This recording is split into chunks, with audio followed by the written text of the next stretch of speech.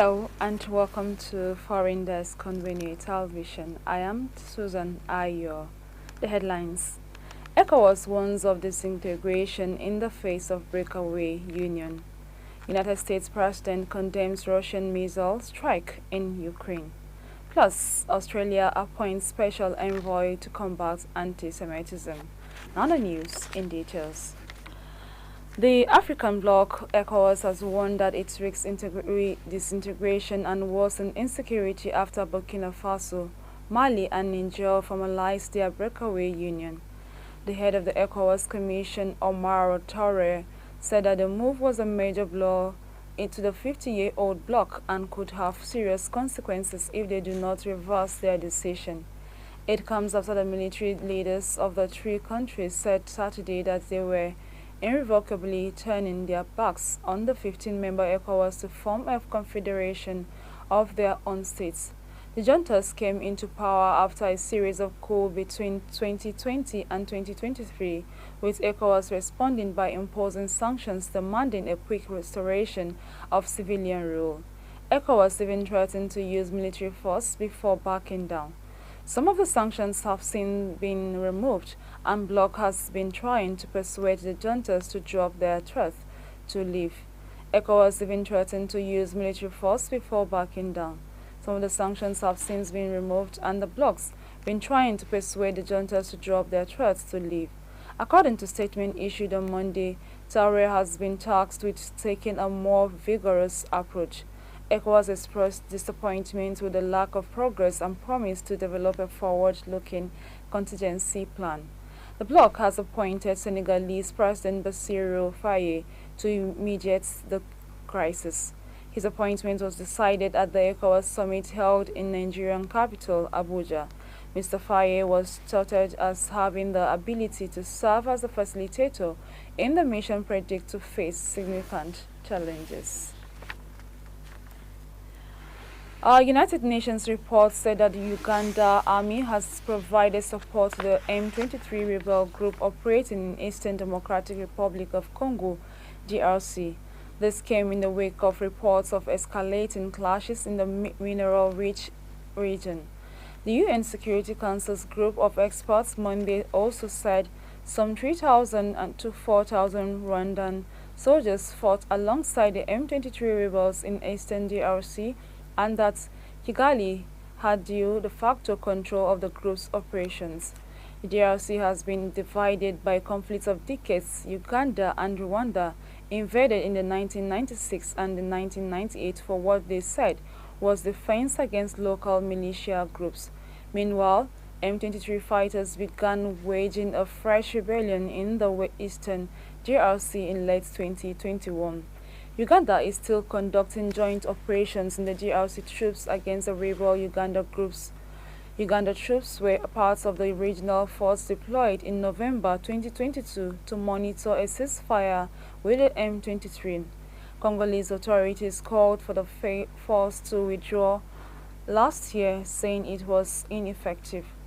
The UN group also said it had obtained evidence confirming active support for M23 by officials from the military and military intelligence, with M23 leaders traveling to Uganda for meetings.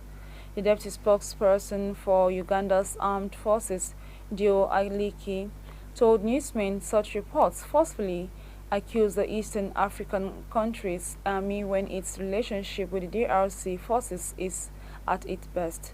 The UN has alongside accused Rwanda of backing the M23, which has repeatedly seized large parts of the eastern DRC. Rwanda denies the allegations and has never acknowledged its troops are operating there. Authorities said a young Tanzanian portrait artist, Shedrack Chaula, who was convicted last week of cybercrimes, had been released from prison after social media users raised more than $2,000 to pay his fine. Shedrack Chaula was ordered by a court to pay the fine or face 2 years in prison after he admitted to recording the video that went viral on social media, showing him burning a picture of President Samia Hassan while insulting her. The case sparked an uproar in the country, with some lawyers saying that the 24-year-old painter did not break any law by burning the picture. Police said that they arrested him for using strong words against President Samia in the TikTok video he recorded when he appeared to court last Thursday. Mr. Chawla was charged with spreading false information about the president, contravening the country's cybercrime laws. The court ruled that these actions constituted cyber harassment and incitement. Mr. Chawla admitted committing the crime. Critics say that the sentence was too harsh, but the prosecutor had pushed for a more severe penalty, saying he was necessary to deter others from disrespecting the president.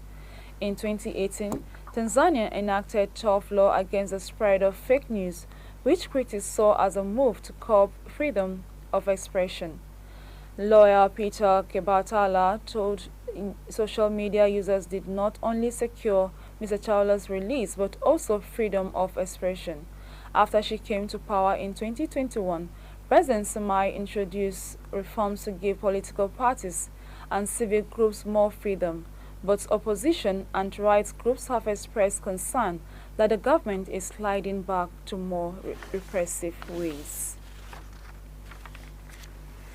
You're watching Foreigndesk on Benue Television. Let's take a quick break. Stay with us.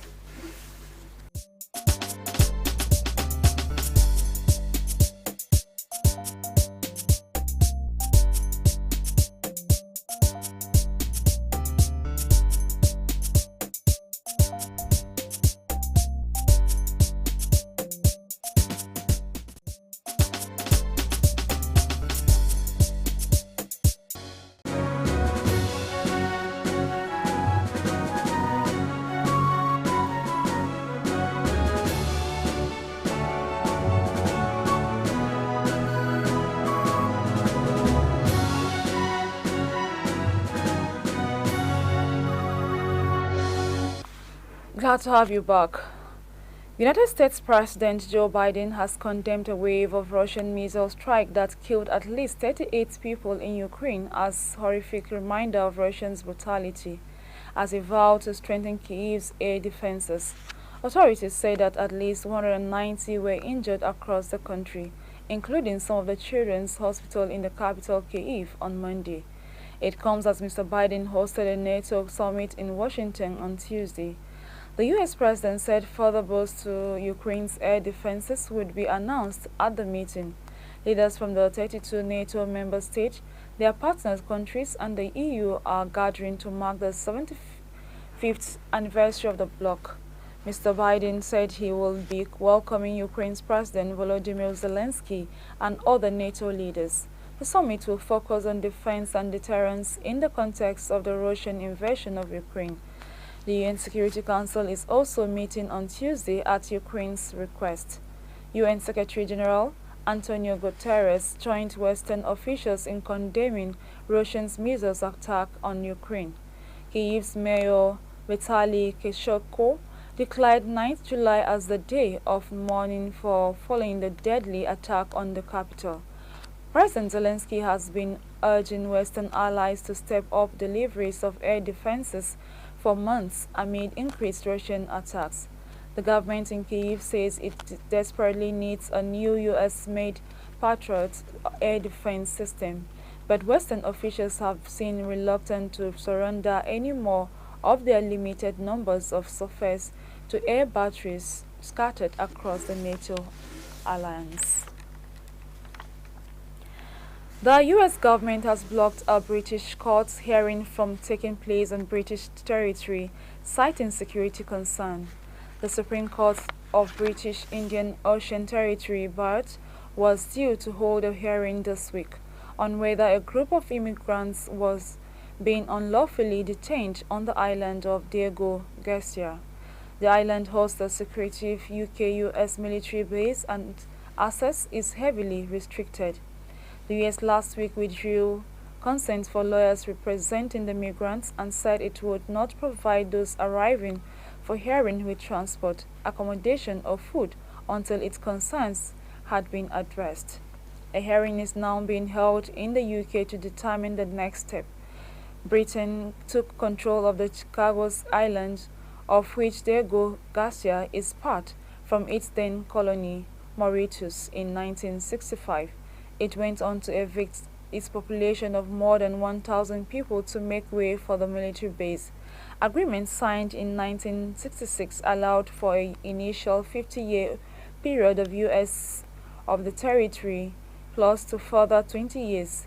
The agreement was then rolled over in 2016 and is now set to expire in 2036.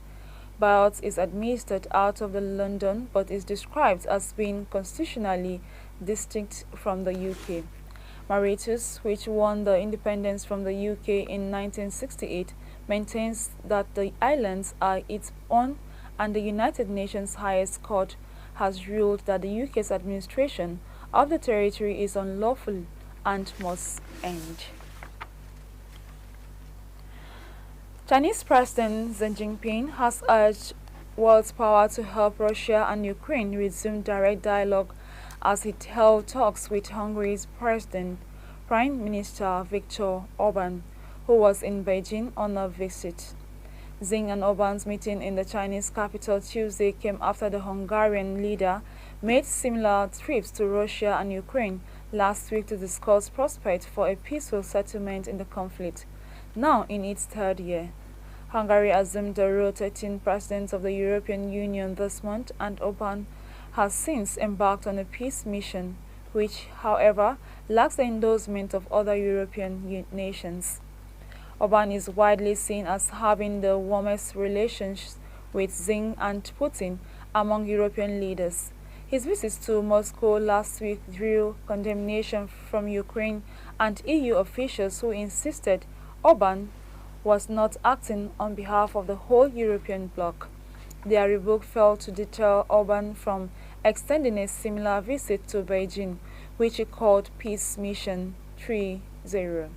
While hosting Orban, Xi called on Russia and Ukraine to cease fire and on the major powers to create an environment conducive to talks.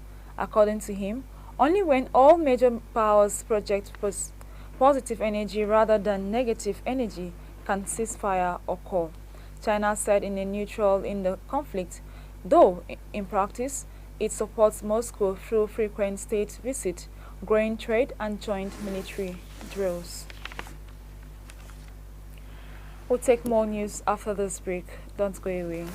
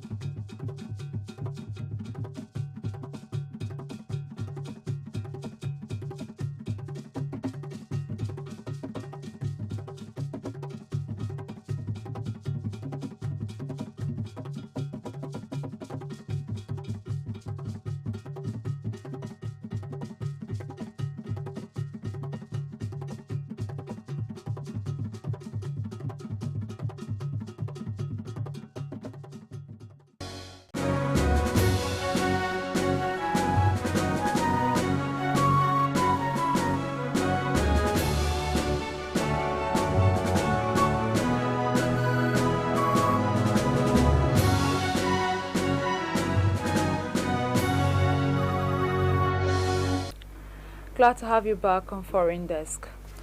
Australia has appointed a special envoy to combat anti-Semitism and preserve social cohesion amid rising community tension over the Israel-Gaza war. Prime Minister Anthony Albanese announced lawyer and businesswoman Gillian Segal would consult with community leaders and discrimination experts to advise the government. He said the appointment of Ms. Segal, who has headed several key bodies representing the Jewish community and served in leadership role in the education and banking sector, is a critical step to easing friction. It follows the footsteps of countries like the US, Canada, Greece, and the UK, which have all had similar positions for years. Mr. Albanese added a special envoy for addressing Islamophobia will also be appointed soon. The ongoing conflict in the Middle East had become a volatile political issue in Australia. It has resulted in protests from both Jewish and Muslim communities, as well as the sharp uptick in the Islamophobia and anti-Semitism. Ms. Segal said combating the age-old hatred of anti-Semitism had never been more important, pointing to a 700% rise in incidences since the war began in October. Authorities and clandestine hospital in the Philippines have been offering plastic surgery services to fugitive and scam centers workers to help them evade arrest. The police spokeswoman Winton Casio told newsmen that the two such illegal hospitals could be shut down in the coming weeks after police raided the first one in Malayan southern suburb in May. He said hair transparent tools, dental implants and skin whitening IV drips were seized from the hospital to Parcel City 2 months ago. Casio, one can create an entirely new person out of this. Authorities say that the two illegal hospitals under surveillance are believed to be 4 times larger than the one in Pasig. Their clients allegedly include those from online casinos who are working in the Philippines illegally.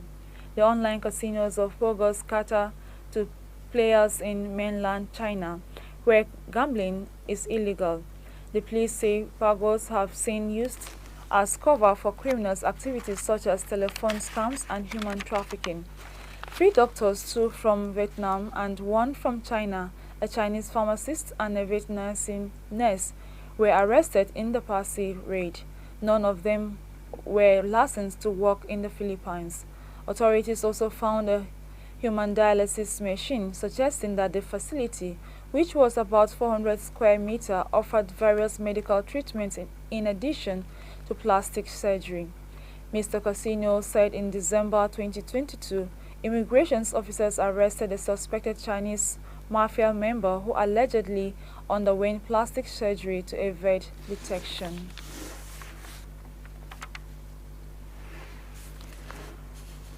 Let's join Loretta Oko for weather reports.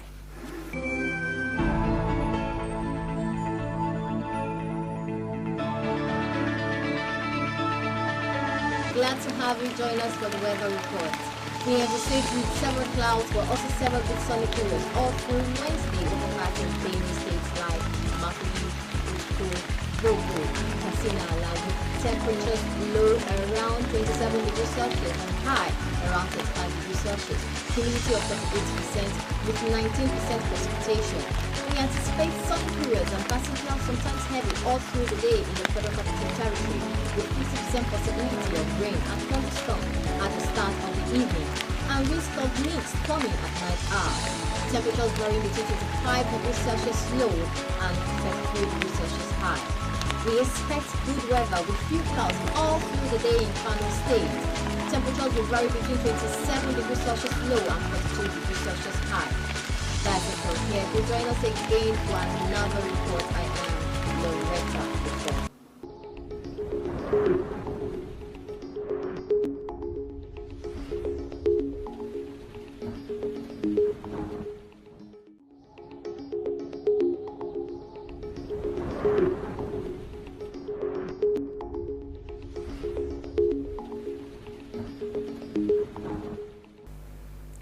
With that, we've come to the end of our bulletin this afternoon. Before we go, a recap of the top stories.